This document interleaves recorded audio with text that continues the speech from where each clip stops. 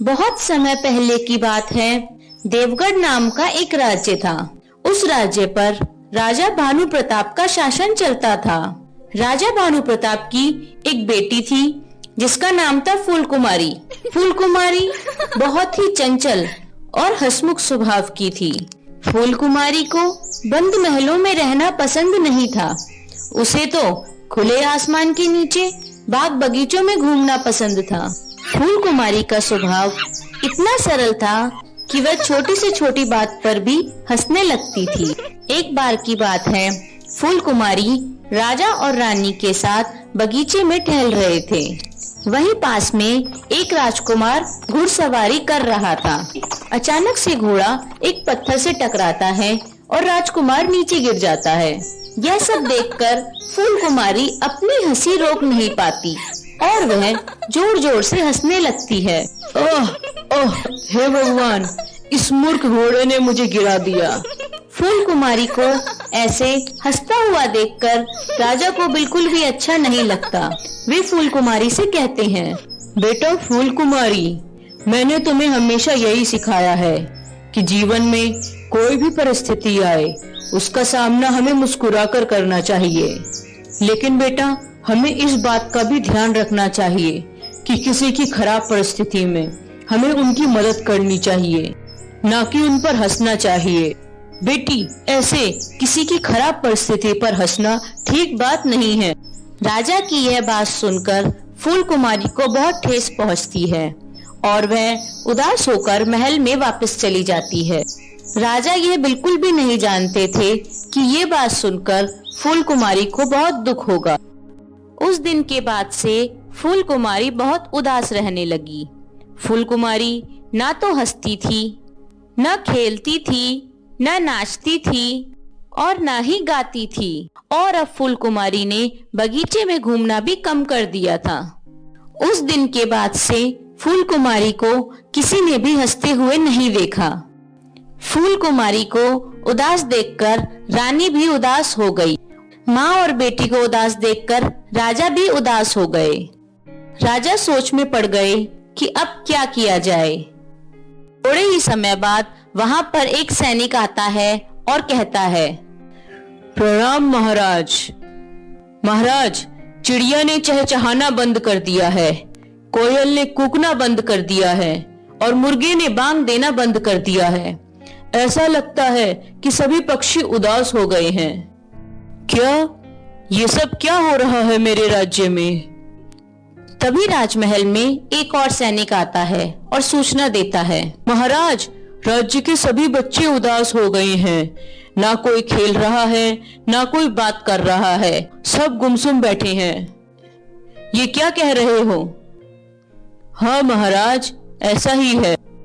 अब राजा यह बात समझ जाता है कि फूल कुमारी की उदासी का प्रभाव पूरे राज्य पर पड़ रहा है और फिर फूल कुमारी को मनाने के लिए राजा और रानी उसके पास जाते हैं। बेटा फूल कुमारी, कितने दिन हो गए तुम बगीचे में नहीं गई।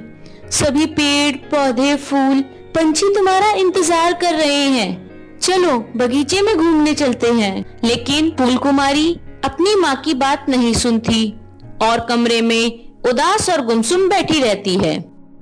फूल कुमारी की इस उदासी को दूर करने के लिए राजा अपने राज्य में एक ऐलान करते हैं।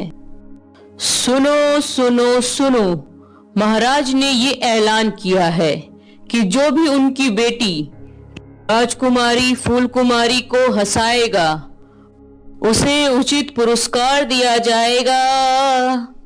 फूल कुमारी की उदासी दूर करने के लिए राजमहल में बहुत लोग आए, लेकिन कोई भी फूल कुमारी को हंसा नहीं पाया।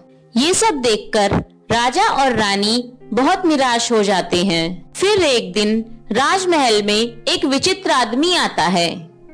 तुम कौन हो विचित्र आदमी? मैंने तुम्हें पहली बार देखा है।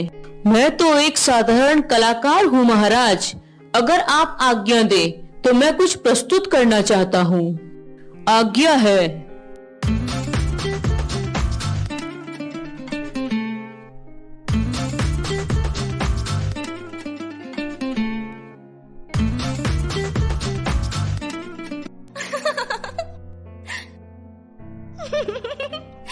अपनी बेटी को हंसता हुआ देखकर राजा और रानी का चेहरा खिल गया।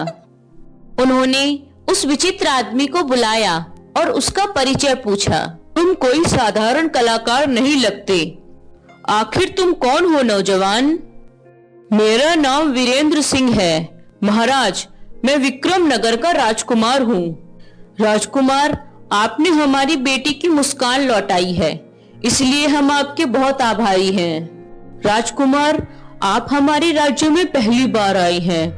मैं आपसे विनती करता हूँ कि आप कुछ दिनों के लिए हमारे राज्य में रह जाएं। क्षमा कीजिए महाराज, मैं आपके राज्य में भेष बदल कर आता रहता हूँ।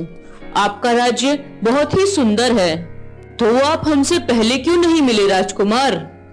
महाराज, मैं आपसे मिलने आ रहा था, लेकिन रास्ते में मेरा घोड़ा फिसल गया और मैं मिट्टी में गिर गया। फिर मुझे गांव के लोगों से पता चला कि राजकुमारी की उदासी की शुरुआत मुझसे ही हुई थी। मुझे यह सुनकर बहुत दुख हुआ। इसका अंत भी मुझे ही करना था, इसलिए मैं भेष बदलकर यहाँ आया हूँ। अब महाराज ये समझ जाते हैं कि राजकुमार वीरेंद्र और कोई नहीं, वही व्यक्ति थे जिस पर फूलकुमारी हंस पड़ी थी। उन्हें ये यकीन हो गया था कि राजकुमार वीरेंद्र ही उनकी बेटी को जीवन भर खुश रख सकते हैं और राजा जल्दी ही उन दोनों का विवाह करवा देते हैं। तो दोस्तों, ऐसी ही नई नई मजेदार कहानियां सुनने के लिए हमारे चैनल को सब्सक्राइब करना ना भूलें। और आपको कहानी कैसी लगी कमेंट सेक्शन में कमेंट कर जरूर बताएं।